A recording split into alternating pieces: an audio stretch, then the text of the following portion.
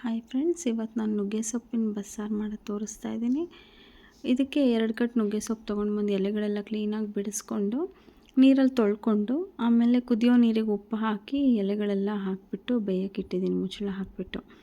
So ಮಸಾಲೆ ಬೇಕು ರುಬ್ಕೊಳ್ಳೋಕ್ಕೆ. ಅದಕ್ಕೆ ಏನಂತಂದರೆ 1 ಕಪ್ ಕಾಯಿ ತುರಿ, 2 ಟೊಮೊಟೊ, 2 ಸ್ಪೂನ್ ಖಾರದ ಪುಡಿ, 2 ಸ್ಪೂನ್ ಬೇಳೆ ಸಾರು ಪುಡಿ ಇಷ್ಟು ಹಾಕ್ಕೊಂಡು ನುಣ್ಣಗೆ ರುಬ್ಕೊಳ್ಬೇಕು. ಆಮೇಲೆ ಸಾರು ಒಗ್ಗರಣೆಗೆ ಇದು ಎಣ್ಣೆ, ಸಾಸಿವೆ, ಕರಿಬೇವು, ಬ್ಯಾಡಗಿ ಮೆಣಸಿನ್ಕಾಯಿ ಇಷ್ಟು ಹಾಕಿಬಿಟ್ಟು ನಾವು ರುಬ್ಬಿರೋ ಅಂಥ ಮಸಾಲೆನ ಹಾಕ್ಕೊಳ್ಬೇಕು.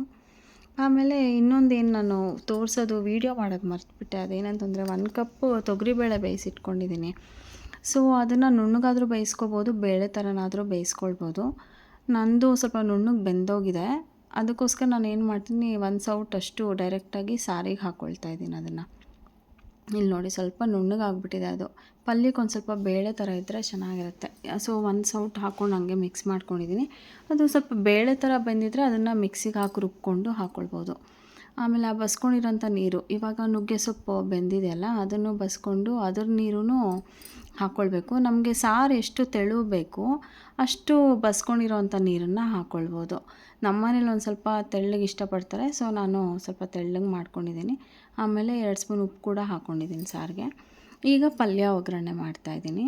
ಇದಕ್ಕೆ ಒಂದು 1/4 ಗ್ಲಾಸಷ್ಟು ಎಣ್ಣೆ ಚಿಕ್ಕ ಗ್ಲಾಸಲ್ಲಿ, ಆಮೇಲೆ ಸಾಸಿವೆ, ಜೀರಿಗೆ, ಒಣಮೆಣ್ಸಿನ್ಕಾಯಿ, ಆಮೇಲೆ ಅರ್ಧ ಕಪ್ ಕಾಯಿ ತುರಿ ಹಾಕ್ಕೊಂಡು ಚೆನ್ನಾಗಿ ಎಣ್ಣೆಲಿ ಒಂದು ಸ್ವಲ್ಪ ಬಾಡಿಸ್ಕೊಂಡ್ರೆ ಸಾಕು. 2 ನಿಮಿಷ ಒಂದು ಸ್ವಲ್ಪ ಉಪ್ಪು ಹಾಕ್ಕೊಳ್ಬೇಕು. ಯಾಕಂದರೆ ನುಗ್ಗೆ ಸೊಪ್ಪು ಬೇಯುವಾಗಲೂ ಉಪ್ಪು ಹಾಕಿದ್ದೀವಿ, ಆಮೇಲೆ ಇದಕ್ಕೆ ಬೇಳೆ ಬೇಯುವಾಗ್ಲೂ ಉಪ್ಪು ಹಾಕಿರ್ತೀನಲ್ಲ, ಸೊ ಅದಕ್ಕೇ ಇದಕ್ಕೆ ಸ್ವಲ್ಪ ಉಪ್ಪು ಹಾಕ್ಕೊಂಡು ಬಾಡಿಸ್ಕೊಂಬಿಟ್ಟು ಅದಕ್ಕೆ ಏನು ಇದು ಬಸ್ತಿರ್ತೀವಲ್ಲ ಬೇಳೆ ಮತ್ತು ನುಗ್ಗೆ ಸೊಪ್ಪು ಅದನ್ನು ಹಾಕ್ಕೊಂಡು ಒಂದು 2 ನಿಮಿಷ ಮುಚ್ಚಳ ಹಾಕಿ ಕದಡ್ಬಿಟ್ಟಿಟ್ರೆ ಪಲ್ಯ ರೆಡಿ ಆಗುತ್ತೆ.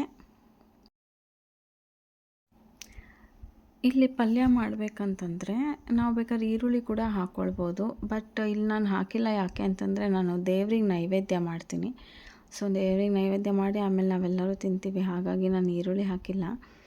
ಈರುಳ್ಳಿ ಹಾಕಿದರೆ ತುಂಬ ಚೆನ್ನಾಗಿರುತ್ತೆ. ಆಮೇಲೆ ಸಾರಿಗೂ ಅಷ್ಟೇ, ರುಬ್ಕೊಳ್ಳೋದಕ್ಕೆ ಬೇಕಾದ್ರೆ ಈರುಳ್ಳಿ, ಬೆಳ್ಳುಳ್ಳಿ ಹಾಕ್ಕೋಬೋದು, ಆಪ್ಷನಲ್ ಅದು.